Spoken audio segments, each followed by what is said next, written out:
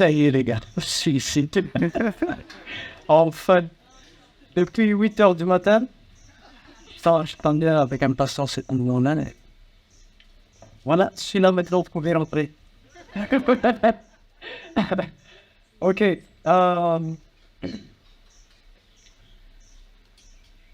Le complexe d'infériorité, la perte de confiance en soi, c'est des trucs que les gens ont aujourd'hui, même les vieux, pas seulement les jeunes, et ça arrive souvent, et c'est un problème qui bloque les gens pour avancer dans leur vie. Complexe d'infériorité, il y a cette sensation où tu te sens inférieur aux gens, aux autres. Et qu'est-ce qui pourrait entraîner ces problèmes-là? Est-ce que vous m'entendez en fait? Oui. D'accord. Ne dites pas si je commence à confondre le et le là, hein, parce que ça va arriver. Façonner sa réussite, c'est briser les chaînes de l'adversité. Une fois, quelques jours ou quelques semaines semé dans le ventre de ma mère. Attention les gars, parce que je vais vous raconter ma vie. Hein. Les autres là, ils n'ont pas raconté leur vie et moi, je vais vous raconter ma vie. Ouais. Quelques semaines semé dans le ventre de ma mère, mon papa a décidé de quitter. Il est allé se marier avec une autre femme qu'il a déjà enceinté quelques mois avant ma mère. En fait, c'est pour ça que ma mère a donné le nom Fidèle. Et ma mère, tellement elle était votre préférée de son papa, de mon grand-père, parmi les 7 enfants qu'il y a, c'est lui, il était très fâché, enragé quand il a entendu que ma mère est enceinte. Tellement enragé, il a pris une décision terrible, genre, il a exclu ma mère de la famille. À cette époque, maman est allée à Thaïlande pour chercher du travail pendant 6 mois de grossesse. Et là, je pense que c'est très difficile pour elle. C'était très difficile pour elle. Et quelques semaines avant ma naissance, ma grand-mère, par l'amour inconditionnel de maman, elle a décidé de récupérer ma mère pour préparer à mon arrivée. Et ma mère, elle est retournée à Tirabé, chez ses parents, pour l'accouchement. Et elle a dit continue. J'étais né, c'était en novembre 1985. Et à peine 6 mois après ma naissance, une décision encore plus dure devait être prise par ma mère. Elle est obligée de partir chercher de l'argent pour notre survie et aussi pour préparer à mon éducation. Donc je me suis trouvé à la charge de mes parents. Le temps passe de son vol. À l'âge de... À cette époque-là, c'est vrai que commence une vie d'enfance pour moi qui s'écarte un peu des normes établies. Mais 10 ans après, ma mère a commencé à trouver une stabilité au niveau financier et elle a décidé de demander la bénédiction de ses parents pour le reprendre définitivement. En même temps, elle a trouvé un homme qu'elle aimait et qui est devenu un peu plus tard mon père adoptif. Mais je ne peux pas m'étaler sur ma vie familiale avec un père adoptif, alors que moi, j'étais un adolescent. Mais je voulais juste m'assurer que mon père était quelqu'un de responsable, quelqu'un qui était un grand aide pour moi, pour que je suis là de mon bon chemin. Tout est question de choix, en fait. Tout est question de choix. Quand j'ai dit choix, c'est chaque événement, vous pouvez être renforcer, devenir plus fort, ou bien être détruit par chaque événement qui survient dans votre vie. Qu'est-ce qu'il y a de pire quand on est dans une famille singulière où, en plus de ça, la famille est constamment en difficulté financière? À part les complexes d'infériorité et la perte de confiance en soi que j'ai parlé au début, il y a beaucoup d'autres choses qui arrivent et qui pourraient empêcher le développement ou l'avancement de cet enfant vers le succès. Il y a cette sensation où tu te sens inférieur aux autres. Il y a peur même de prendre la parole en public. Là, maintenant, moi, devant vous, je suis terrorisé, mais je me cache. C'est intéressant. Prendre la parole en groupe, s'il y a une groupe de discussion. Moi, j'étais là-bas tout à l'heure avec les grands, là, les boss. Et oui, ils parlent de business, ils parlent de communication, ils parlent de beaucoup de choses plus intéressantes.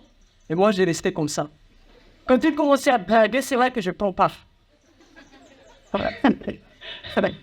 Mais en fait, le problème, c'est que c'est les gens aisés, c'est les gens qui ont une stabilité familiale, une stabilité financière, où la discussion chez eux, ça tourne autour des opportunités de business, ça tourne autour des aventures, des activités extrascolaires, quelque chose de bien, toujours.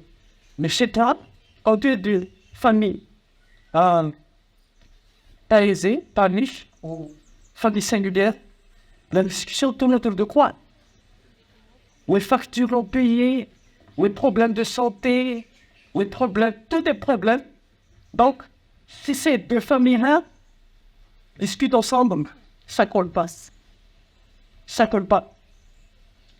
Et là, tu as cette sensation d'être inférieur, cette sensation d'être différent, et tu commences à te cacher. Ça bloque. Autre chose, tu perds la confiance des gens facilement quand tu es dans cette situation-là. Et tu as aussi cette sensation tu te sens toujours malchanceux. Quand tu as une opportunité, il y a cette voix dans ta tête, tes oreilles qui dit « Non, c'est pas pour toi, c'est pour les maïtahitas. C'est pour les gens qui ont été en tant ministre ou député. » Et là, tu te caches dans ton coin. Donc ça me bloque. Vous me suivez? Ok. Alors, combien de jeunes ici à Tulia, combien de ces jeunes à Madagascar ont ce problème? Il y en a beaucoup. Et comment ils vont s'en sortir dans la vie? Voilà ce que j'ai fait. J'ai 4 points très importants pour moi en tout cas. Je ne sais pas pour vous, mais je vais vous partager. Qui m'a permis de me tenir debout ici en ce moment devant vous. 1. L'imagination ou le rêve ou la visualisation. Je ne sais pas quel mot vous convient, mais ce que je suis en train de parler, c'est une image bien claire et bien détaillée dans votre tête concernant 3 choses. De qui on voulait être, de quoi on voulait avoir, et comment vous allez faire pour avoir et pour devenir. Ces 3 choses-là, si vous voulez vraiment préparer votre avenir, il faut réfléchir sur ces 3 points-là. C'est à l'aide de ces 3 points-là que vous pouvez briser les chaînes de l'adversité. Après l'imagination,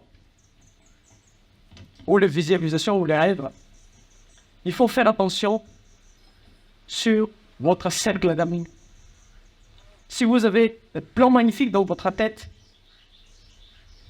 alors que votre ami, c'est que votre ami que vous fréquentez tous les temps, vous amène au bar, ça marche. Ça n'a pas marché. Alors, il faut faire attention de bien choisir son cercle d'amis. Après ça, À partir de ça, dans l'imagination de tout à l'heure, vous pouvez planifier. Vous n'arrivez pas à faire des détails sur votre planification, va demander à votre ami comment faire. Je suis sûr qu'ils vont. Ils n'hésiteront pas pour de vous aider. Après ça, c'est facile de le dire comme ça, mais pour réaliser, c'est pas facile du tout. Vous allez tomber à plusieurs reprises. Et que faire? C'est là que vous allez faire appel à ce qu'on appelle résilience et persévérance. La résilience, c'est votre capacité à se lever à chaque fois que vous tombez. Et la persévérance, c'est votre capacité de reprendre votre chemin pour atteindre votre objectif. À part ça, il faut se débrouiller, il faut aller toujours vers les solutions à chaque fois qu'il y a des problèmes, parce que les problèmes, ça arrive toujours en vague. Donc il ne faut pas se fatiguer sur les problèmes, il faut aller dans le camp des soins. C'est ça en fait, le truc que j'ai fait pour arriver jusque-là, aussi devant. Et pour conclure cette TEDx, j'aimerais vous partager quelques succès que j'ai pu accueillir durant mon parcours. Ce n'est pas tous les succès que j'ai pu avoir, mais juste 3-4. J'ai eu mon bac à 21 ans. Certains parmi vous vont rigoler que 21 ans, il a eu son bac et il appelle ça succès. Mais j'ai failli abandonner 2, 3, 4, 5 fois jusqu'en arriver à quoi? Jusqu'en...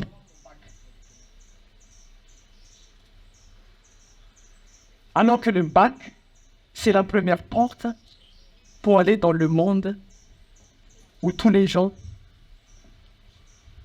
vont réaliser en ce moment en passé. J'appelle ça réussite parce que c'est une fierté pour moi. Et soit que j'ai pris la bonne décision de continuer. Deuxième succès, je suis le premier de ma famille, de ma mère surtout, à avoir le diplôme universitaire. Peut-être que ce n'est pas important pour certains, mais pour moi c'est très important. Parce que après moi, l'histoire de la famille a changé. Je suis devenu modèle dans la famille.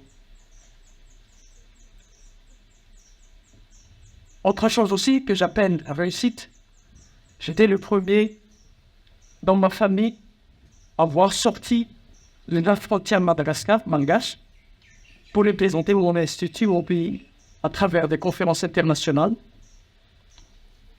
ou bien à travers des formations. Ça aussi, c'est une réussite. Et une dernière fois, avant, quand on m'a posé la question, où te vois-tu dans 5 ans? Où te vois-tu dans 10 ans? Je reste silencieux, sans réponse parce que je n'avais pas une image claire de ce que je vais devenir dans 5 ans ou dans 10 ans. Mais maintenant, si on me pose cette question, j'ai des réponses bien claires. Je sais de qui je veux être. Je sais de quoi je veux avoir. Je sais. Avoir planifié ça, pouvoir planifier ça, c'est un succès parce que ma vie a une orientation bien claire. Et quand je me réveille le matin, je sais quoi entreprendre. Quand je prie, ma prière est ciblée. Quand je suis bloqué, je sais à qui demander assistance. C'est ça quand tu sais où tu vas. C'est ça qui est. Alors, mes amis, je peux vous confirmer que peu importe la situation où vous vivez, peu importe le point de départ, votre point de départ, vous pouvez changer la situation. Et il y a cette citation de Bill Gates qui dit « Si vous êtes des pauvres, c'est pas votre faute. Mais si vous mourrez pauvre, ça c'est votre faute. » Merci. Woo! Wouh